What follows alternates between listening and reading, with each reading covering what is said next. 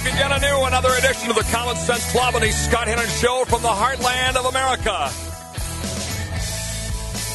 Trying to tell the rest of the world about the great things that are happening right here. And one ally in that effort is our first guest of the program. By the way, all the GOP presidential candidates after today will have been on the program over the last 2 days. Mitt Romney yesterday, Newt Gingrich, Ron Paul, and Rick Santorum today. And we start with the former Speaker of the House, Newt Gingrich, back with us on the Common Sense Club and the Scott Hennen Show. Mr. Speaker, great to have you back. How are you? Listen, it's great to be with you, and you're exactly right.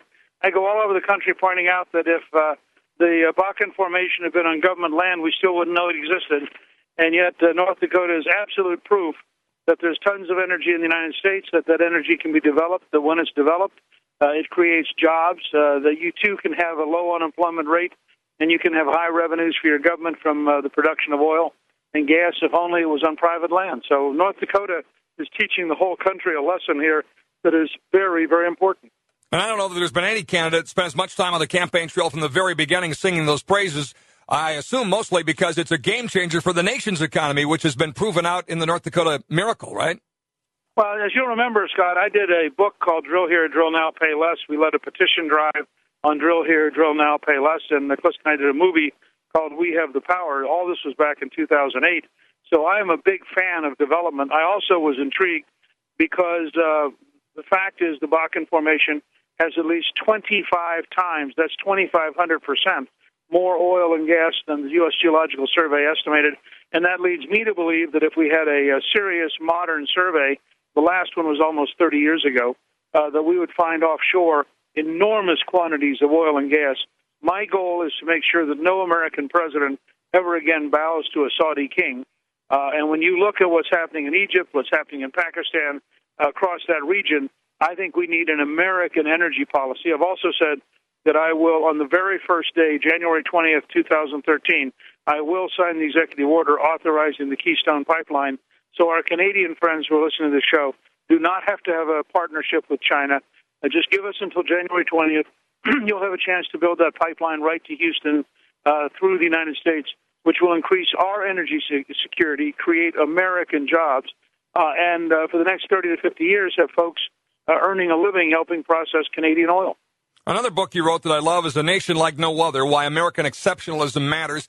Isn't what's happening here in the heartland an example of American exceptionalism where you have folks that have taken a great American technology combining hydraulic fracturing and horizontal drilling to pull oil from rock to get gas out of shale and to hire folks at $100,000, $150,000 a year driving truck, not to mention all the jobs in the industry itself. I mean, this is an American experiment at work, isn't it?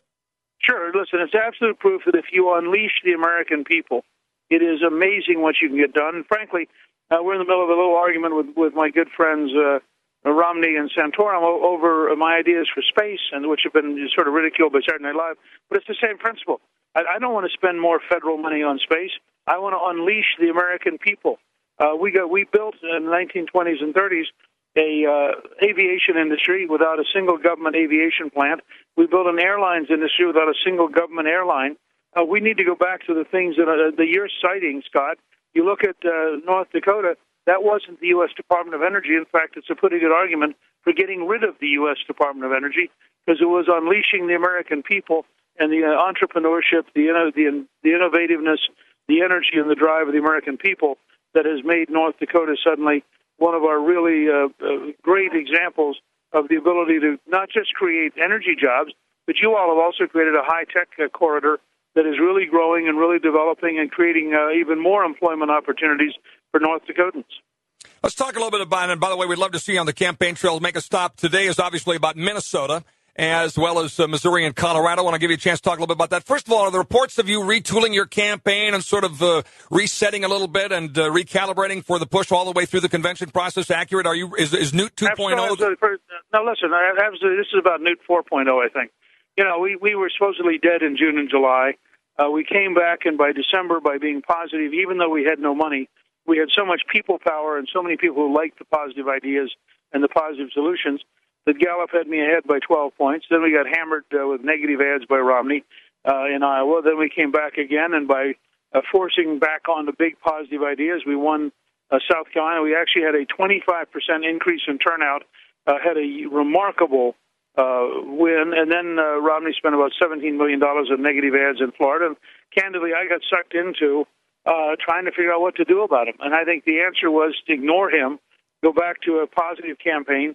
We have ideas like a personal Social Security savings account for young people to allow them to take their share of the Social Security tax, put it into an estate that grows every single year of their working lifetime. We've watched it work in Galveston, Texas. We've watched it work in Chile. We know that, in fact, in the real world, if you're allowed to do that over your working lifetime, you end up with 2 or 3 times more money than you get out of a government transfer program. That's an example of where we're going. We're for 100% expensing, which means that every farmer, every business, every company that buys new equipment would be able to write it off in 1 year. We have a very specific goal. We want Americans to be the best equipped workers in the world with the most modern equipment, so we can compete with China and India. Are you describing good Newt versus bad Newt, or do you reject that narrative that there is? I think it's a foolish narrative. I mean, when you are drowning in being outspent 5-1 with negative ads, you know there's a tendency to want to respond to them. Now, I don't know if that's bad Newt. Does that mean there's a bad Met and a good Met? I mean, give me a break, But I can tell you that if you look at my whole career, and Scott, you've known me for many years. You look at the 24 books we've written. You look at the 7 movies we've made. I like ideas. I like being a candidate of ideas, and that's far and away what I'd prefer to do. And I think if people go to newt.org and look at all the positive things we have there, just our 54-page paper on how to rebalance the judiciary and force the judges back within the Constitution, just that one paper would frankly justify the campaign, because it is the boldest statement of the Founding Fathers, the Constitution, the Federalist Papers, I think, that any modern political figure has written in my lifetime. And so I'm trying to outline positive things. Yesterday, Mitt Romney told us if you succeed in extending this battle all the way to the convention, that it'll hurt the GOP, basically saying that what will happen is Barack Obama will massively outspend the Republicans. And what about his criticism that this battle goes all the way to the convention, you'll be massively outspent as a party? Well, I mean, I noticed that, Scott, and I was glad I was coming on the show today. Look, I just want to be very clear. If Governor Romney decides that he wants to drop out for the good of the party, that's certainly would be a noble and statesmanlike gesture on his part. And I think that we would all appreciate it and we'd understand it. I mean, I think that a Massachusetts moderate is going to have a very hard time winning against Obama. I don't think you can find any substantial distinction between Romney Care and Obamacare. There's a reason Tim Pawlenty called it Obamacare back on Meet the Press. And so if that's what the governor was suggesting, I read what he said on your show, and I wasn't sure if he was offering to drop out or not, but I thought it was a very statesmanlike gesture on his part if that's what he planned to do. Quickly, I want to give you a chance to talk a little bit about the battle for religious liberty and freedom. You have recently converted to the Catholic faith, and you have an all-out assault by the Obama administration to the point where bishops are, extending letters to the faithful to say we must fight this. What can be done about it, and when? Well, first of all, I would, on the very day I'm sworn in, I would issue an executive order suspending all the anti-religious bigotry that's being promulgated by Obama. But this is a bigger, longer fight. I'd also point out, by the way, that Romney issued a very similar directive in Massachusetts in requiring Catholic hospitals to offer abortion pills against their religious beliefs when he was governor. We're up, or I don't know if you can stay on. I'm imagining you're up against the clock. This fascinating conversation. Newt Gingrich, our guest on the Common Sense